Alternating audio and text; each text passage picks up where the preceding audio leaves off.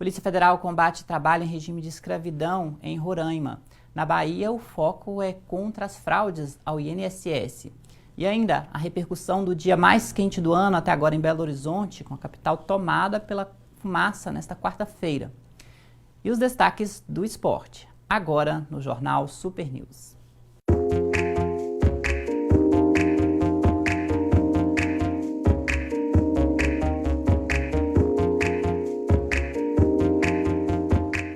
Olá, bem-vindo ao Jornal Super News desta quinta-feira, 19 de setembro.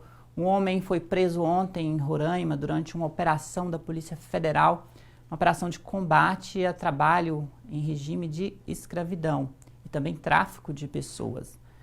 A operação aconteceu depois que houve indícios de que ele mantinha imigrantes venezuelanos em regime análogo à de escravidão aqui no país. Os mandados de prisão e de busca e apreensão aconteceram em Boa Vista, capital do estado, e na cidade de Pacaraima, na região de fronteira com a Venezuela, de onde vinham os imigrantes explorados. O mandado de prisão preventiva e também um mandado de busca e apreensão são contra um empresário. Ele é suspeito de submeter esses imigrantes a trabalho em condições análogas à de escravo. O município de Pacaraima era o local onde ocorria o aliciamento desses imigrantes que trabalhavam nesse regime, recebendo pouco e também tendo outras cobranças do local onde eles permaneciam. As investigações tiveram início após relatos desses venezuelanos que estariam trabalhando por valores irrisórios, como 5 ou 10 reais por dia, e de que as mulheres e adolescentes chegariam a trabalhar sem remuneração alguma. Todos executaram trabalhos na construção civil, com jornadas de até 12 horas diária e sem descanso. A alimentação era precária e regrada e em quantidades insuficientes, fornecidas pelo empregador, e que eram descontadas dos funcionários. Além da alimentação regrada, o homem cobrava também itens dos trabalhadores, como a água, que não recebia tratamento, e uma suposta energia elétrica que não era fornecida. As diligências da Polícia Federal, através desse inquérito, levantaram indícios que confirmaram as denúncias. As investigações apontam ainda que o empresário realizava tráfico de mulheres venezuelanas para serem exploradas sexualmente em outras regiões do país, além de ser responsável pelo envio de imigrantes para trabalhar em condições semelhantes em outros estados aqui do Brasil. Na Bahia, a Polícia Federal deflagrou hoje uma operação de combate a uma organização criminosa que praticava atos contra o Instituto Nacional de Seguridade Social, o INSS. O prejuízo estimado aos cofres públicos supera 4 milhões de reais, relativo a pelo menos 100 benefícios com suspeita de fraude. Os números estes que eram investigados e poderiam relevar valores muito superiores. Os envolvidos responderão por diversos crimes, dentre eles integrar organização criminosa, estelionato previdenciário e uso de documento falso, bem como falsidade ideológica, com penas que, se somadas, podem chegar até 30 anos de prisão.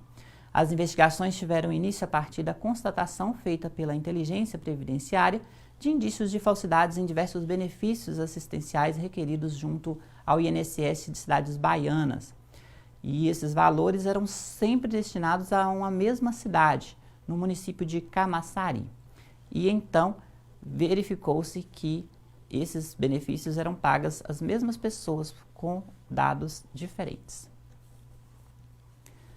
No próximo bloco, incêndios aqui em Minas, Belo Horizonte foi tomada pela fumaça no dia de ontem.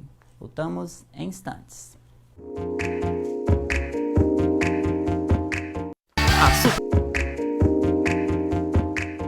De volta com o Jornal Super News, a capital mineira virou um verdadeiro cenário de fumaça ontem, em decorrência dos incêndios e queimadas que atingiram a região metropolitana, em cidades como Moeda, por exemplo. A umidade do ar ficou em torno de 12%, uma das mais baixas desse período, e ontem foi considerado o dia mais quente do ano até então. O calorão tem provocado diversos focos de queimadas aqui em Minas e a previsão é de que pancadas de chuvas só caiam a partir da próxima quarta-feira. Alguns jornais de Belo Horizonte e portais de notícias destacaram o fato. O jornal O Tempo trouxe BH com cheiro de fumaça. Moradores reclamam de incêndios na região Corpo de Bombeiros não tem um número aproximado de queimadas, mas apontam que esses números podem ter chegado até os 12 mil focos de incêndio e queimadas em todo o estado nesse primeiro semestre do ano.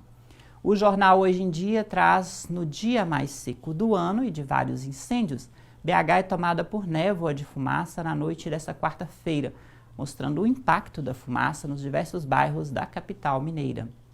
E o estado de Minas traz a repercussão dos incêndios nas redes sociais, com as pessoas se manifestando sobre as diferentes formas com que foram afetadas pela fumaça no dia de ontem em Belo Horizonte. Hoje as temperaturas ainda continuam bem elevadas aqui em Minas, com tempo nublado na capital mineira, mas amanhã o calorão volta. Aqui em Valadares o calor continua com temperaturas entre 37 graus, podendo chegar a 38 graus. Ontem foi um calorão daqueles aqui em Governador Valadares e com muitos focos de incêndios nas pastagens da zona rural da cidade e também no Pico da Ibituruna. Hoje o Corpo de Bombeiros informou que o incêndio por lá foi debelado. No próximo bloco, os destaques do esporte. Voltamos em instantes.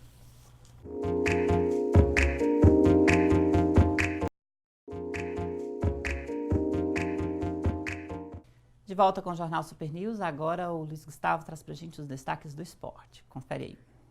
Olá, Júlio, e a todos que acompanham o Jornal Super News, edição desta quinta-feira. Começo falando, claro, do Atlético Paranaense, campeão da Copa do Brasil, equipe paranaense que venceu mais uma vez o Internacional, desta vez pelo placar de 2-1, jogo no Beira-Rio, havia vencido a primeira partida na Arena da Baixada pelo placar de 1-0 e ontem se consagrou pela primeira vez em sua história campeão da Copa do Brasil, um título mais do que merecido. O Atlético Paranaense, como instituição, merecia mais do que ninguém essa taça, essa Copa do Brasil, um título histórico. Afinal de contas, pela primeira vez em sua história, o Furacão conquista o torneio mata-mata nacional. Um título de um time excelente, comandado pelo competentíssimo Thiago Nunes, e um título, uma conquista de uma instituição que merece, que segue à risca um planejamento, consegue fazer uma boa capturação de jovens garotos da base da equipe do Atlético e também, claro,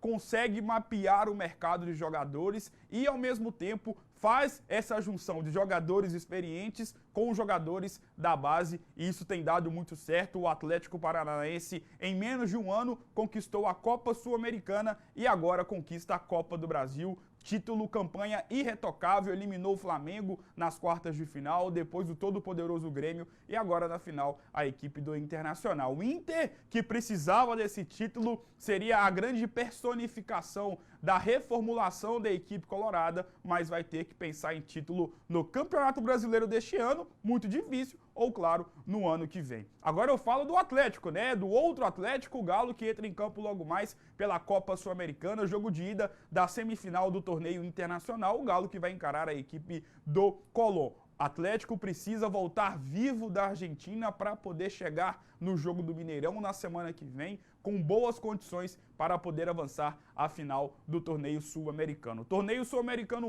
esse que teve um resultado atípico, o Independente Del Valle, que venceu o jogo de ida do Corinthians, jogando em Itaquera pelo placar de 2-0. É isso, Júlio, um grande abraço e até uma próxima oportunidade. Obrigado, Gustavo, pelas suas informações, fechando a semana, né, com chave de ouro nos comentários esportivos aqui no jornal. A gente volta na semana que vem com os seus comentários. E o Jornal Super News volta amanhã. Ótimo dia para você. Até lá.